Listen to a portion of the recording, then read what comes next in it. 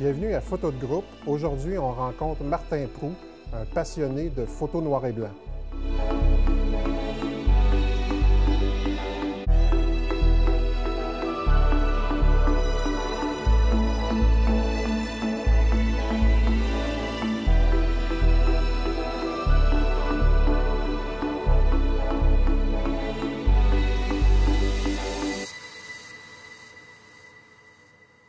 Bonjour Martin, bienvenue à l'émission. Bonjour René. Écoute Martin, je suis content de discuter avec toi aujourd'hui parce qu'au sein du club, certains ont des intérêts variés en photographie, mais toi, on dirait que tu as trouvé ton créneau. Est-ce que tu peux nous en parler un petit peu? Bien, mon créneau, mon terrain de jeu, moi, c'est la rue. C'est vraiment un terrain de jeu idéal pour moi, là. Les sujets sont à profusion, puis c'est vraiment ce qui m'attire le plus, là. J'ai fait beaucoup de photos là, différentes par le passé, là, de la photo de sport, photo de spectacle. Mais la photo de rue, j'adore parce que j'ai juste à sortir de chez moi puis je suis prêt. Je suis prêt à faire de la photo. Donc, c'est pas juste dans les grandes villes, là? Non. C'est sûr que la grande ville m'attire beaucoup plus parce que l'architecture, il y a plus de gens. C'est plus diversifié. Oui, c'est diversifié. Puis la diversité culturelle aussi là, m'attire beaucoup. Là. Mm-hmm. Est-ce que la photo noir et blanc t'a amené à la photo de rue ou l'inverse? Je pense que c'est arrivé en même temps. En même temps? Oui. Parce que, en fait, le noir et blanc, pour moi, ben, c'est le sujet qui est en premier plan. Il n'y a pas de couleur là, qui va attirer l'attention, parce que j'adore faire la photo de rue. Puis dans mes photos, il faut qu'il y ait des gens. Oui. Mais si j'ai un spot de couleur en arrière, bien, ça va attirer l'œil des gens. Fait que je veux pas ça. Puis ça fait que dans le temps, ça passe. On peut pas savoir quand la photo elle a été prise. C'est comme intemporel, là, une photo noir et blanc pour moi. Absolument. Là. Mais justement, tu parles des gens.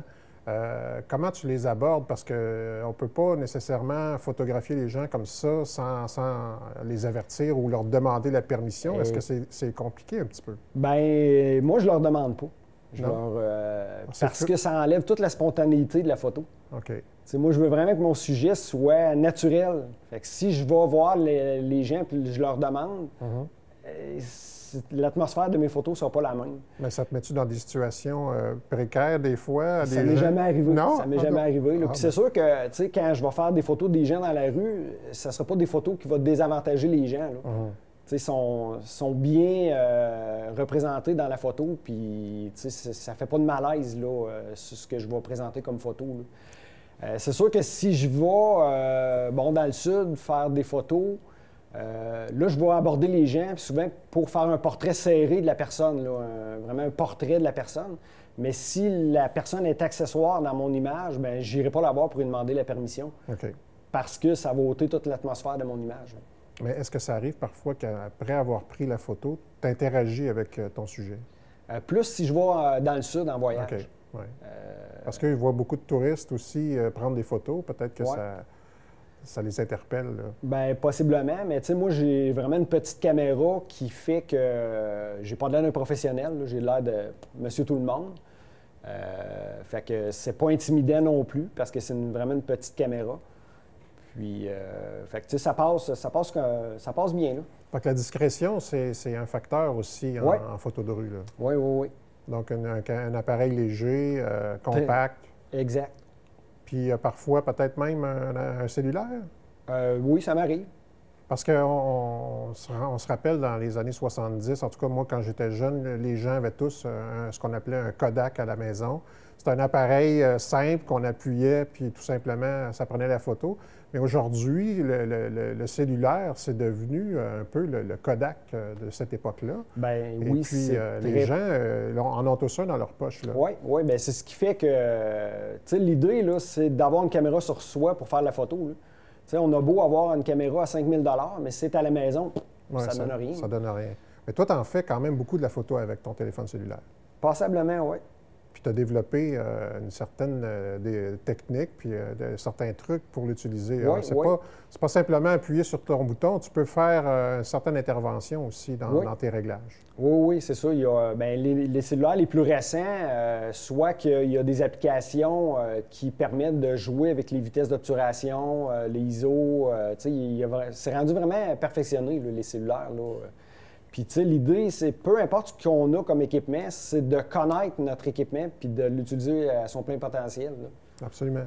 Donc, la photo cellulaire, c'est aussi un des instruments que tu peux utiliser en photo de rue ou c'est plus pour un autre créneau de prise de photo? C'est que si je n'ai pas apporté ma caméra principale, oui, je vais me servir de mon cellulaire. C'est un complément à mon autre caméra. Absolument. Tu as les deux avec toi. Oui.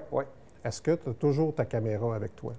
Le plus souvent possible. Okay. J'aime mieux l'amener puis de ne pas m'en servir que ne pas l'amener puis avoir espéré l'avoir. Est-ce que tu veux justement nous montrer ton appareil que tu utilises pour faire de la photo de rue? C'est un appareil quand même assez discret. Là. Oui, c'est vraiment une petite caméra, là, mais c'est très, très performant. C'est vraiment un dernier cri de technologie, là, mais c'est minuscule. Fait que c'est pas intimidant là, si je suis dans la rue avec ça. Là.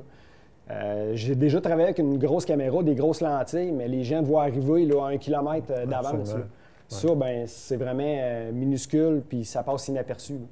Est-ce que ça fait en sorte que tu te concentres vraiment juste sur le créneau de la photo de rue parce que ton équipement est quand même plus léger, justement? Tu n'as pas d'autres objectifs interchangeables? Oui, bien c'est ça. Lui, c'est un modèle que la lentille est fixe dessus. Là. Je ne peux pas changer la lentille. Ça, c'est final. J'ai seulement que ça. Okay. Mais c'est un type de caméra que je peux faire à peu près toutes sortes de photos avec. Là. Mais tu sais, mon créneau, c'est vraiment la photo de rue. Mais j'ai quand même des flashs de studio que je peux utiliser avec ma caméra, puis faire du portrait, puis tu sais, je peux faire des photos de sport. Je peux même filmer là avec une caméra comme ça. Puis, donc, le portrait, est-ce que c'est une autre de tes dadas ou si ça a déjà été assez fort dans ce que je faisais comme photo, mais là, ce qui m'allume le plus, c'est vraiment la photo de rue. Okay. Photo de rue, puis c'est à 95 du temps de la photo en noir et blanc. OK. Ouais. Mais là, dans le cadre des activités du Club Horizon Photo, des fois, il y a des défis à relever. C'est pas nécessairement de la photo de rue, on s'entend. Donc, comment tu abordes ça? Est-ce que ça t'intéresse d'explorer, de changer un peu de zone de confort? Ben oui, absolument. C'est des nouveaux défis qui se présentent à moi. Là, mais à la base, j'ai fait un peu toutes sortes de photos. Là. De la photo de sport, j'en ai fait beaucoup. Photos de spectacle, du portrait. Là, j'ai un équipement de flash de studio, puis j'ai fait du portrait aussi. Fait que, je suis ouvert à tous les genres de photos. Mais ce qui m'allume le plus, c'est la photo de rue à l'heure actuelle. Ça ne veut pas dire que dans 5-10 ans d'ici, je ne changerai pas de type de photo. Là. Ça va peut-être changer. Oui, mais là, à l'heure où on se parle, c'est la photo de rue là, qui m'attire. Mais c'est ce qui est intéressant avec la photo, c'est un sujet qui est tellement vaste. On peut aborder ça dans tellement de façons, avec tellement de techniques puis d'approches, qu'on apprend pratiquement toute sa vie de photographe, là, des nouveautés. Oui, effectivement. Puis c'est des défis parce que ça peut être de jour comme de soir. Fait que c'est de la photo de nuit à l'occasion. Puis c'est vraiment d'anticiper aussi. C'est un peu connexe à la photo de sport. Parce que moi, je veux tout le temps avoir une présence humaine dans mes photos. Fait qu'il faut que la personne ou l'humain soit situé où ce que je veux dans la photo. Il faut que j'anticipe pour être prêt à faire la photo au moment où la personne va être à l'endroit où je veux dans la photo. Donc, des fois, tu es à l'affût un peu. Tu as trouvé ton décor, mais tu attends qu'il se passe quelque chose. Là. Absolument, absolument. Et ça peut être long parfois? Ou oui, des fois, il faut patienter là, quelques minutes à plusieurs minutes, là, mais ça fait partie du créneau là, de la photo de rue. Là. OK. Puis ici, à Victoriaville, y a-tu quand même des possibilités pour ton genre de photographie? Il y a le centre-ville, mais quand même, c'est pas une grande métropole. Non, mais pourvu que ce soit un milieu urbain, puis où il y a des gens qui passent avec une belle architecture, un bel arrière-plan, un bel environnement, tout est possible. Là. Et est-ce que c'est parfois de la photo où il n'y a pas d'individu? Ça peut être la photo? Oui, ça peut arriver que ce soit seulement un bâtiment, une belle rue là, avec une diagonale. C'est possible aussi. Là. J'ai remarqué dans tes photos, il y a quand même plusieurs photos qui ont été prises à Montréal. Je pense que c'est un endroit que tu affectionnes en particulier. Oui, j'adore Montréal. Là. C'est vraiment mon terrain de jeu. Là. Écoute, c'est à 2 heures d'ici, puis c'est accessible. C'est vraiment un terrain de jeu là, que j'adore.